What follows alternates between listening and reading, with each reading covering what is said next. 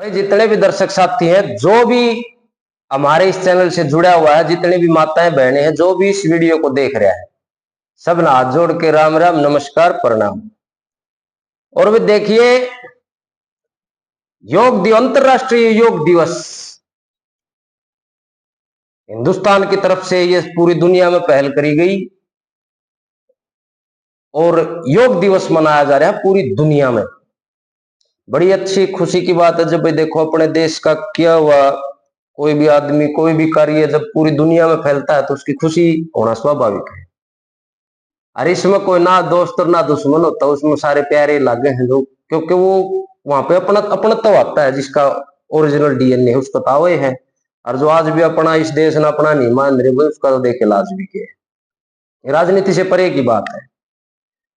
लेकिन देखना वैसे अपनी अपनी सोच है और सभी जानते हैं, वहां तक जाने की जरूरत भी नहीं पड़ती किसी को। योग का मतलब हमारे जो शास्त्र हैं, हमारे जो ग्रंथ हैं या हमारी किंवदंतियां जो हमारी कथाएं हैं, वो अलग तरह का बताते हैं। अध्यात्म में योग का अर्थ कुछ और है।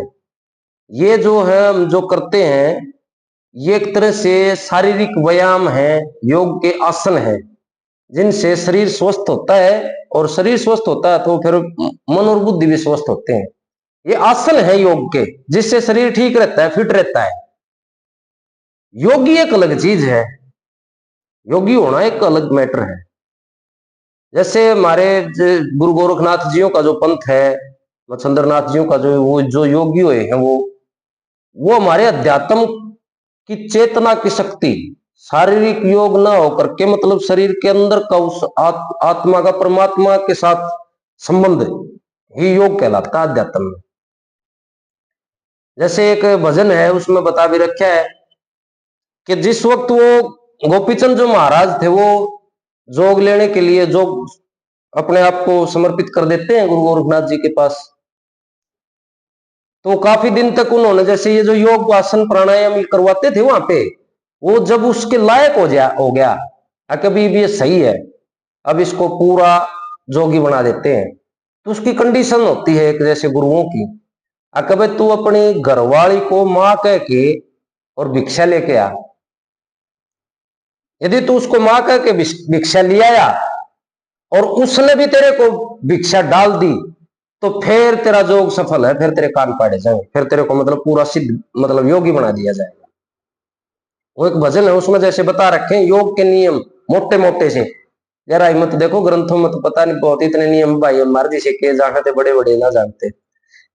वो गोपीचंद महाराज की रानी का नाम था पट्टम दे। तो गुरु गोरखनाथ जी कहते हैं गोपीचंद महाराज को कि पट्टम देने माता कह के भिक्षा लेनी होगी, पट्टम देने माता कह के भिक्षा लेनी होगी, और जोग सफल हो जब मेरे मुंह तो तेरी साची बाणी होगी। भाई तेरा जोग सफल जब होगा जब तू पट्टम देने माता कह के भिक्षा लिया होगा, फिर मैं तेरे को आशीर्वाद दूंगा पूर्ण रूप से। वो बताते महाराज गोरखनाथ जी बताते कि जोग के कारण पड़े त्यागनी हो जितनी रिश्तेदारी। जैसे नाथ पंथ वाले ये बताते अपना श्राद्ध करके मतलब वो बनते हैं बाबा, पहले अपना श्राद्ध करते हैं, ना मैं किसी का ना मेरा कोई, खुद का भी श्राद्ध कर देते हैं। वही बात यहाँ बताइए कि जोग के कारण पड़े त्यागनी हो जितनी रिश्तेदारी, जोग के कारण पड़े बदलने हो जितने नेक व्यवहारी, जो आम संसारिक व्यवहारिक नेक है, जोग के कारण पड़े बदलने जितने नेक व्यवहारी। पट्टम देने माता कह दे जो पटरानी से थारी, और माता कह के भीख गाल दे जो तेरे प्राण की प्यारी। तू माता कहे वह भीख गाल दे गणिये शैणी होगी। भाई तू माता कह जाके माँ कब है और वह भीख गाल दे गणिये शैणी होगी। पट्टम देने माता कह के भिक्षा लेनी होगी, तेरा जोग सफल हो जब मेरे मुंह तो साची बाणी होगी। वो इतनी बात गोरखनाथ जी गोपीचंद महाराज को समझाते हैं, तो फिर वो गोपीचंद महाराज भी उसका जवाब देते हैं गुरु जी को कि कोई भी गोती नाती ना मेरा किसी तक प्यार नहीं से, भाई बंद ना कुटुंब कबीला मेरी कोई भी नार नहीं से, तेरा जी चावे जित भेज गुरु जी मने इनकार नहीं से, और गोपीचंद थारे चित का चेला हुक्म से बाहर नहीं है। मेरा होगा बेड़ा पार जब थारी सेवा पानी होगी, अट्टम दिन माता कह के भिक्षा लेनी होगी, जोग सफल हो जब मेरे मुंह तो साची बाणी होगी। फिर गुरु जी कहते हैं उसको कि एक एक अक्षर कहे गुरु जी ज्ञान समझना चाहिए। जो कोना के गुरु जी ने जो कह दिया वो फाइनल होना चाहिए, उसके ऊपर तर्क वितर्क नहीं। एक एक अक्षर कहे गुरु जी ज्ञान समझना चाहिए, ज्ञान के कारण सब धर्म कर्म ईमान समझना चाहिए, रात दिन कर सेवा गुरु की सच्चा धाम समझना चाहिए, और ज्ञान के नेत्र खोल गुरु भगवान समझना चाहिए। ना तो सतगुरु बिना ज्ञान कित पावे, कर्म की हानि होगी, तेरा जोग सफल हो जब मेरे मुंह से साची बाणी होगी। और गोपीचंद महाराज जी गुरुजियों के चरणों में सिर रख करके कहते हैं कि अपने धर्म भाव सच्चे से बिल्कुल नहीं है ले हो, योग के साधन तो त्याग कर्म, योग के ये साधन होते हैं, योगी कभी भोगी नहीं होता। ये वाले तो एसी एयर कंडीशन हम बैठे हैं भाई, अरे वाले तो बड़े बड़े अपने मठ बना करके न पूरे बोले हम योगी, हाँ वो योगी नहीं है। योगासन व्यायाम करवा सकते हैं वो, मतलब एक शरीर फिट है उनका, वो व्यायाम करना जानते हैं, योगी होना बहुत बड़ी बात है।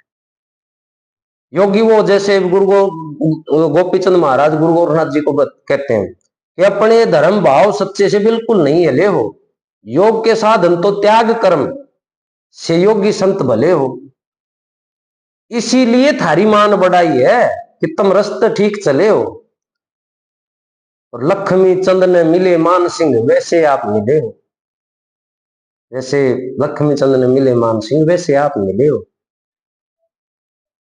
नाव पड़ी समझदार बीच में पार लड़ानी होगी, मेरा जोग सफल हो जब मेरे मुंह से साची बाणी होगी, गोपी पट्टम देनत माता कह के भिक्षा लेनी होगी। ये जो हम मनाते हैं 21 जून को अंतरराष्ट्रीय योग दिवस, ये भी सही है, हमें शरीर भी स्वस्थ रखना जरूरी, लेकिन ये योग का एक पार्ट है, नहीं कि संपूर्ण योग एक हिस्सा है। पार्ट शरीर को स्वस्थ रखने के लिए योगियों के नियम होते थे, हम आसन होते थे, ये योगासन बोलते हैं। लेकिन फिर भी भाई देखो अपने देश की तरफ से ये दुनिया के लिए पहल है, हमारे भारत की सरकार की तरफ से और हमारे ऋषि मुनियों की तरफ से दुनिया के लिए संदेश है और दुनिया में मशहूर होया, इसके लिए आप सभी को बहुत बहुत धन्यवाद। जय श्री राम।